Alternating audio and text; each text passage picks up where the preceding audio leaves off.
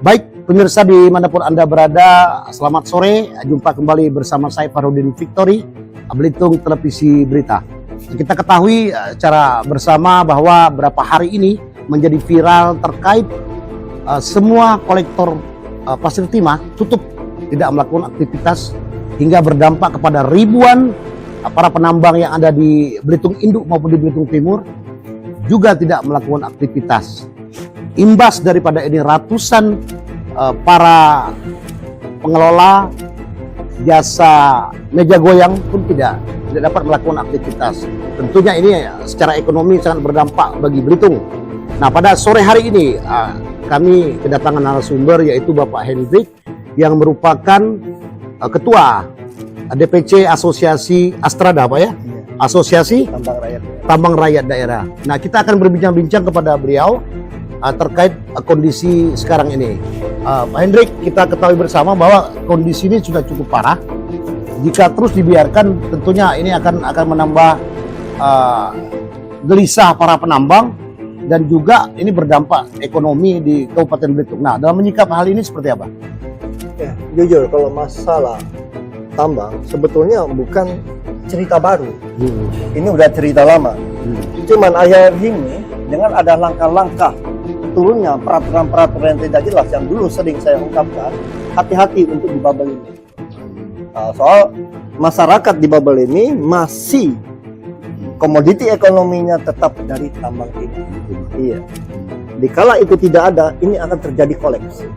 Nah, disinilah ekonomi otomatis di bubble ini akan menurun, otomatis inflasi di sini. Nah, seharusnya implementasi aturan yang turun harus merujuk kepada masyarakat pelaku tambang. Nah, jangan mereka hanya berpikir istilah itu para big boss-nya, para kolektornya atau para pengusaha-pengusaha yang lain. Masyarakat di bawah ini yang perlu diperhatikan. Boleh mereka melakukan tindakan, tetapi perhatikan yang di bawah. Gimana solusinya? Itu mereka harus mengeluarkan langkah-langkah kebijakan-kebijakan khusus. Kalau mereka misalnya terbentur dengan buat aturan untuk langkah-langkah kebijakan itu. Nah, dan sekarang lebih parah lagi, mereka tidak akan mungkin berani mengambil langkah-langkah kebijakan untuk melawan menentang daripada aturan yang sudah ada. Kenapa? Komoditi timah non logam ini menjadi strategis nasional. Menjadi barang strategis ini otomatis komoditi ini menjadi urusan negara. Ini yang jadi masalah. Nah, di sini nanti pemerintahan harus jeli melihat dampak ekonomi makro dan mikro. Ini tidak berjalan, apalagi bicara UMKM. Nah, di sini ini harus dicarikan solusinya. Para petinggi-petinggi negeri ini harus mengambil sikap dan langkah yang akurat. Dulu Astrada juga pernah melakukan sampai review ke MA, malahan ke MK. Kita lakukan itu. Masalah undang-undang, masalah permen, masalah apa kita tahu. Barometer kehidupan ekonomi rakyat ini. Ini yang kita perhatikan selaku Asosiasi Tambang Rakyat Daerah. Kita perhatikan semua. Nah, disinilah yang kita prihatin dengan keadaan sekarang.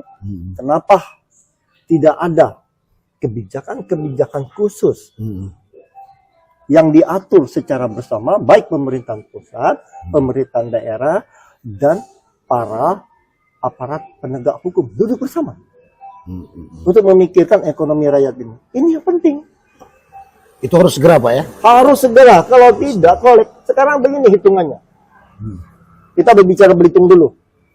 Dengan Belitung Timur. Belitung Timur 100, kalau itu mata pilih 100 ribu lebih ya. Ya, di sini hampir 200 ribu. Berarti itu mata pilih. Tapi kalau jumlah penduduk, ini Belitung aja lebih, hampir 400 ribu. Belitung Timur itu 300 ribuan lebih. 700 ribu lebih. Ini jumlah penduduk ya, termasuk anak-anak. Ini kan mau makan semua. Betul. Nah, kira-kira Pak, ini untuk langkah jangka pendeknya agar tentunya para penambang maupun juga pelaku usaha meja goyang ini bisa beroperasi dengan rasa nyaman dan aman. Ini kira-kira langkah jangka pendeknya apa yang harus dilakukan kira-kira? Satu-satunya jalan sebetulnya, dikala aturan tidak berpihak kepada masyarakat, di Undang-Undang 33 itu, Undang-Undang 45 33 itu jelas memang. Diambil alih negara, betul. Negara yang mengatur, tetapi ingat, poinnya lain, ayatnya lain. Untuk kepentingan dan kemakmuran kesejahteraan masyarakat. Jadi berarti garis besarnya utamakan dulu kepentingan daripada rakyat, Pak ya? Iya, jadi Rakyat. harus sinergis. Nah, jadi pemimpin daerah itu harus duduk bersama dengan para penegak hukum untuk memikirkan masyarakat. Begitu ya? Itu pertama. Harus ada langkah kebijakan. Kalau itu barang strategis nasional, otomatis di sini kan ada kita BUMN. BUMN kita yaitu misalnya PT Timah. PT Timah. Iya, iya. PT Timah ini harus gimana caranya mengatur kembali regulasi untuk menampung hasil tambang rakyat. Gimana caranya di luar UV? Dia kerjasama dengan pemerintah. Ini kan badan pemerintah.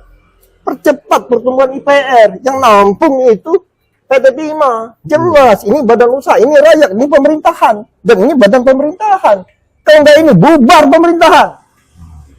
Oke Pak, tadi sudah disampaikan bahwasanya ini ada kaitannya tentunya dengan pemerintah daerah, provinsi maupun pihak pusat. Nah, untuk menumbuhkan rasa aman dan nyaman, ini kalau harapan Pak Hendrik sendiri sebagai Ketua Asrada terhadap institusi penegak hukum seperti apa nih sarannya? Ya, penegak hukum kita sarankan, ya kita himbau, kita minta langkah kebijakannya. Nah, kalau dia mengeluarkan kebijakan, alhamdulillah, dan itu kita harapkan.